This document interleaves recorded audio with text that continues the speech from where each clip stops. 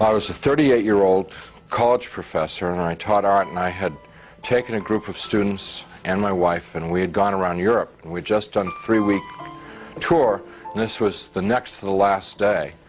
And we were in Paris, and at 11 o'clock in the morning I had a perforation of my stomach. When this happened, the pain was the most acute pain I'd ever experienced in my life, and it just dropped me right down to the ground. And so I'm twisting and kicking and moaning and screaming and yelling around on the floor. And my wife called an emergency, called the desk, and they called an emergency service. A doctor came, and he called an ambulance because he knew what was wrong. And they took me about 8 miles across town to the public hospital, to the General Hospital of Paris, where I was taken into emergency, examined by 2 more doctors who knew exactly what was wrong with me, and then they took me away to the surgery hospital, which was a couple blocks away. And I was parked there because there wasn't any surgeon available to do the surgery. And so there I lay for 8 to 10 hours in that hospital with no medication, no examination, no attention whatsoever, awaiting a surgeon to come to give me this operation that was critical. And it's now 8:30 at night. Nurse came in and said that they were very sorry they weren't able to get a doctor for me and they'd get one the next day. Well, when she said that, I knew that it was over for me. I knew that I was dead. The only thing that was keeping me alive was I didn't want to die. I was scared to death of dying because as far as I knew, I was an atheist, non-believer, person who lived for the gratification they could get out of the moment, and like dying to me was like the worst. I mean, next to the pain, dying was the worst thing that could happen to you because it's the end of life and there was no more, there wasn't anything else. But when she said that, the idea of trying to exist for another minute, another hour in this pain, it wasn't worth it anymore. I'd been hanging on in the hopes that they told me that they'd get a doctor and do the surgery and open me up and fix the problem inside of me, but when they said they couldn't get one.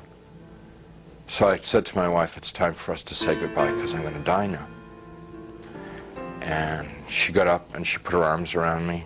I'm lying in the bed and she told me how much she loved me, and I told her how much I loved her, and this makes me really sad to think about this.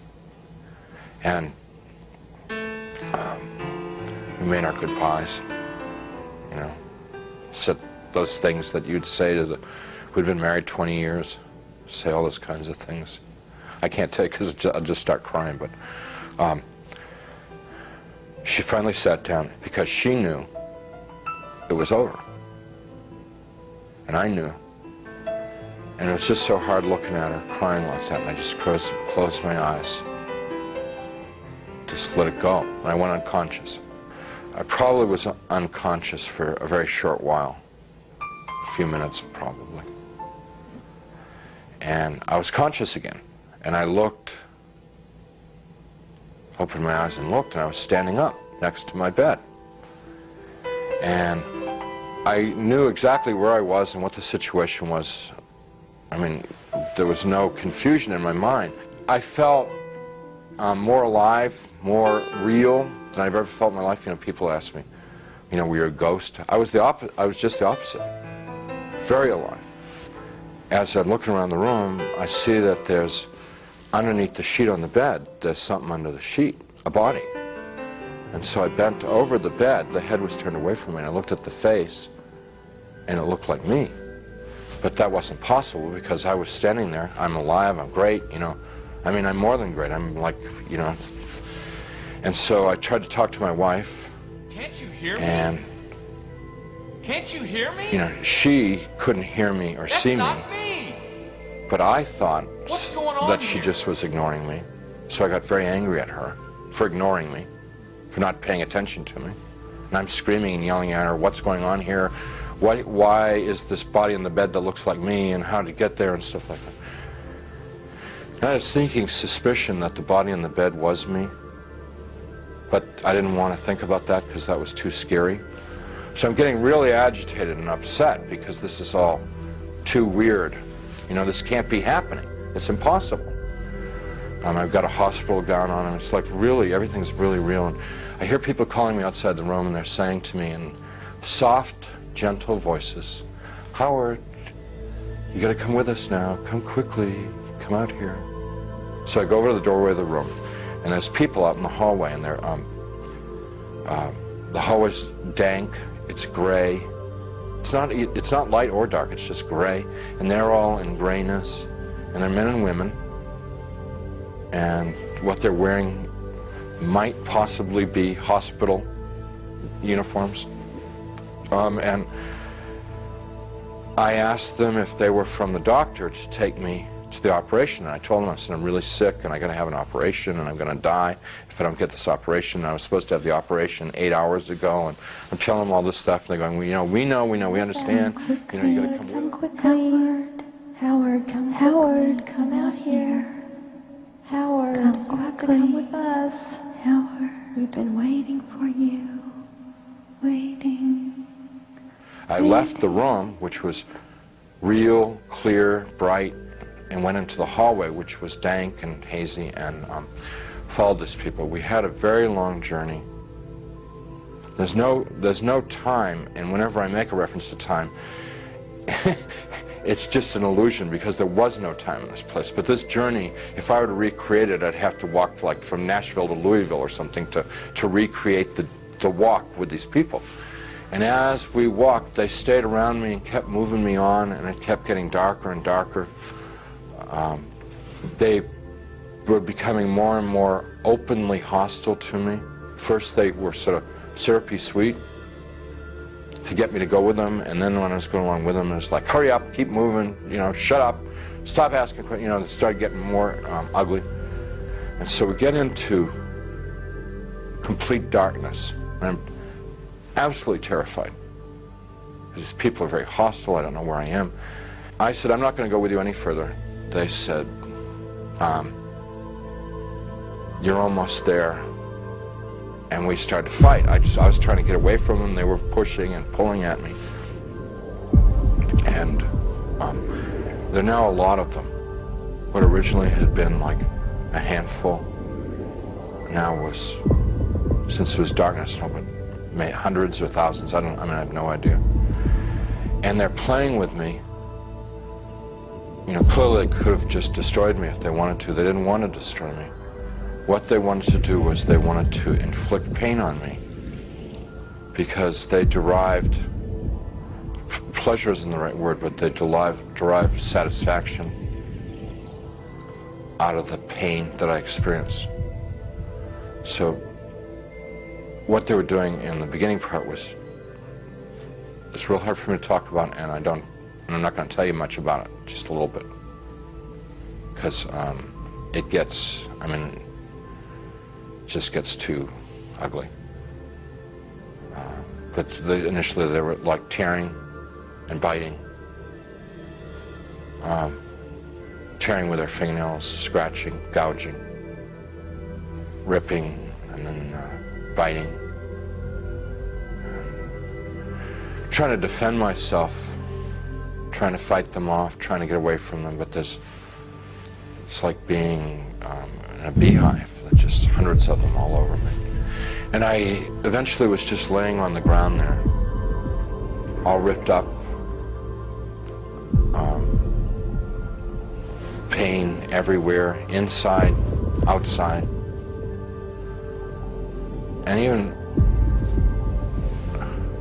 harder to bear than the physical pain was the emotional pain of what had just happened to me.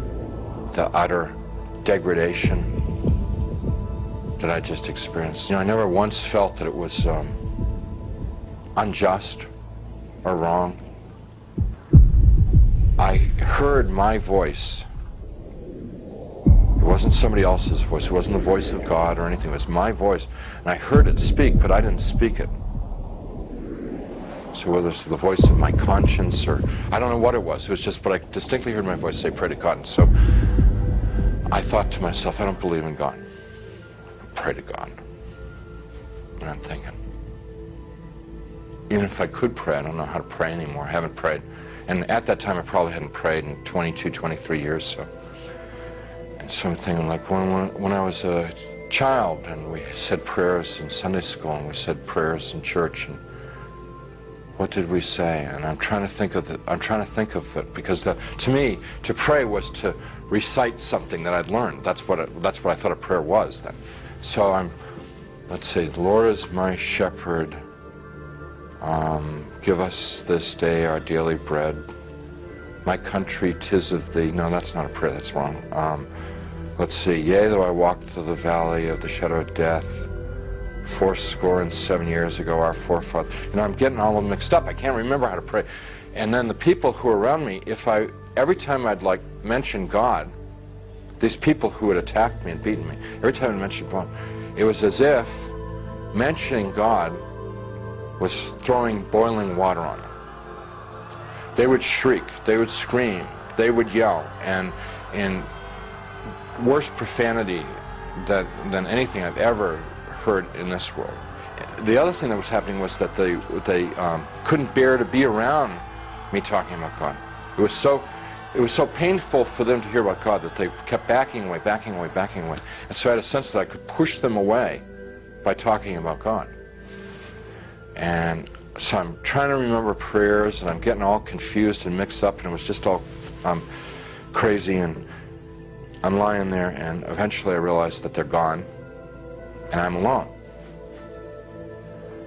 Now, I was alone there for an eternity, and what I mean by that was absolutely no sense of time. But I thought about my life, thought about what I'd done and what I hadn't done. I thought about the situation I was in, and the conclusion that I came to is that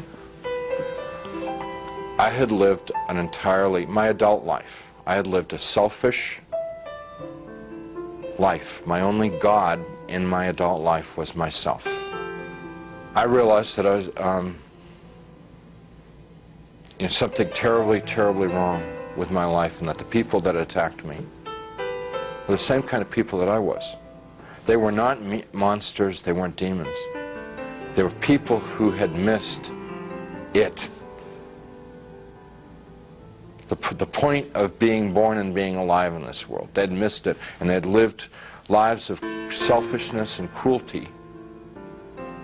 And now we're in a world where there was nothing else. There was nothing but selfishness and cruelty, and they were doomed to inflict that upon each other and upon themselves, probably forever and ever and ever and ever, without end. And now I was a part of it. And it seemed like, although I didn't want to be there, it seemed like probably the right place for me to be. There was a sense of like, this is what I deserve, because this is what I lived. You can't imagine how emotionally painful that was. And I'm lying there for time without end, thinking about my fate. And in the back of my mind comes up an image of myself as a child, sitting in a Sunday school classroom, singing, "Jesus loves me." I could hear in my mind, "Jesus loves me, la la la. Jesus loves me, la la." And as I recalled myself singing it and I could hear myself as a child singing it. More important than anything else was that I could feel it in my heart that there was a time in my life when I was young and innocent, when I believed in something good, when I believed in something other than myself, when I believed in someone who was all good, all powerful, who really, really cared about me. And I knew that I wanted that back, that which I had lost, that I'd thrown away, that I'd betrayed. I wanted that back. That I didn't know Jesus, but I wanted to know Jesus. I didn't know his love, but I wanted to know his love. I didn't know if he was real, but I wanted him to be real. I mean, this was all just because I trusted that there was a time in my life that I had believed in something, and that I knew, I had known once as a child that it was true, and I wanted to trust that it was true. So I called out into the darkness, Jesus, please save me. Please, save me. And he came.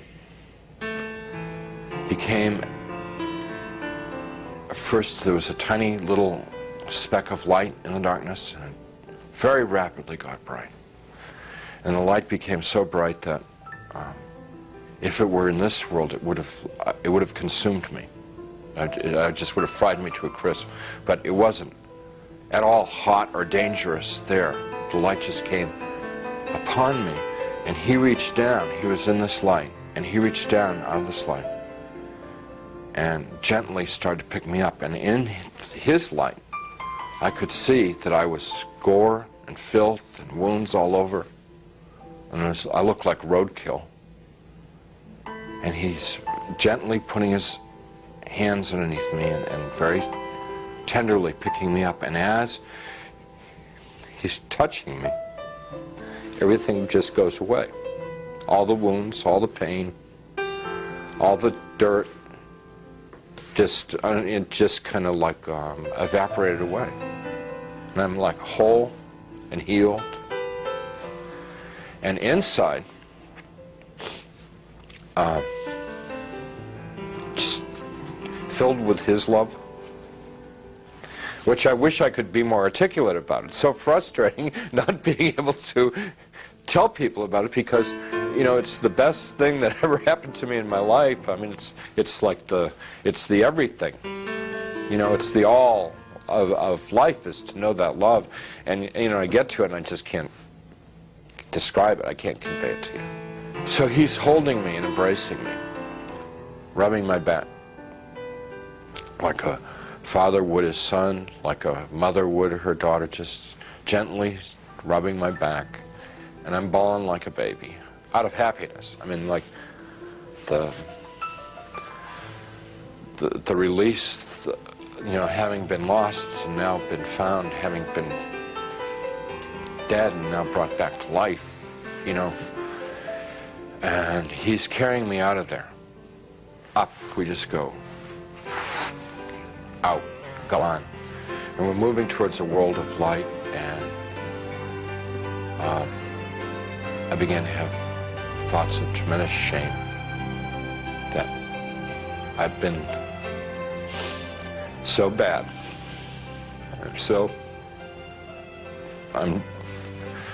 I thought of myself as dirt, garbage, filth. And I thought to myself, he's made a mistake. I don't belong here. He doesn't want me. You know, it's like the shame. Like, how could he care about me? You know, why me? I'm bad. And we stopped. We weren't in hell. We weren't in heaven. We were in between. And we stopped. And he said, "We don't make mistakes. You belong here." And we began to converse, and he was talking and telling me things, and he brought over some angels, and we went over my life from beginning to end. And what they wanted to show me in my life was what I had done right and what I had done wrong. And without going through my whole life story, it was real simple, real simple. When I had been a loving, kind person, considerate of other people, it made the angels happy, it made Jesus happy, and they let me know that it made God happy. And when I had been selfish and manipulative, it made the angels unhappy, it made Jesus unhappy, and they let me know that it made God unhappy. What they were trying to convey to me in a nutshell was, my whole purpose of my existence had been to love God, love my neighbor as myself. That's why I had been created. That's what I was in this world to do and to learn. And I had failed. They told me that I had to come back to this world and I got real upset because I wanted to go to heaven. What they told me about heaven, it's like the most fun, most interesting. I mean, it's the most wonderful place. I mean, everybody would want to go to heaven, and I wanted to get there. And they said that I wasn't ready, I wasn't fit, that it wasn't my time to go to heaven. It was my time to come back to this world and try and live the way that God wanted me to live, the way God had created me to live in the first place. I told them, Jesus and the angels, that I couldn't live in this world without them. And I said that I would have, my heart would break to send me back to this world, because they'd be there and I'd be here. And they said to me, you don't get it? You don't get it? What is the matter? We were showing you all this, we would explain to you. We've always been there. We always have been there. We've always been with you all this time. And you've never been alone down there. And I said, you've got to let me know that you're around once in a while. So they said, if I prayed and confessed my sins to God, gave what I had, and what they meant by what I had was gave my worries, my cares, my hopes, my dreams, just gave it all up to God. That there would be times when they would be there, and I would know in my heart that they were there. Wouldn't necessarily see them or hear them, but I would feel the love like I'd felt it then. And I said, if you will assure me that there are times when I can know that love, I could live in this world. And they said that they would do that, and with that they sent me back. After the experience, the nurse who had been in the room a few minutes before and said they couldn't find a doctor, and they'd try and get one the next time, she came running back to the room and she said, a doctor's arrived at the hospital, which was like, this is all pretty miraculous stuff, because this is now like 9:30 at night, around 9:30 at night. She said, doctor's arrived at the hospital and we're going to have do surgery on you right away. And some orderlies and people came in and they threw my wife out of the room. And it's very disturbing because I was trying to tell them and I wanted to tell my wife what had happened to me. So when I passed my wife in the hall on the gurney on the way to the surgery, I said, everything's going to be great. And she just started bawling because she thought like that was like a dying man, you know. You know. Strange thing about the experience is the memory hasn't dulled at all. It's real intense. And I don't know, it stays intense. And I believe that one of the reasons that God gave me this experience so that I would have an opportunity to share it with someone. I don't know who, I never know who, but I would have the opportunity to share it with somebody so that it could be of help to them.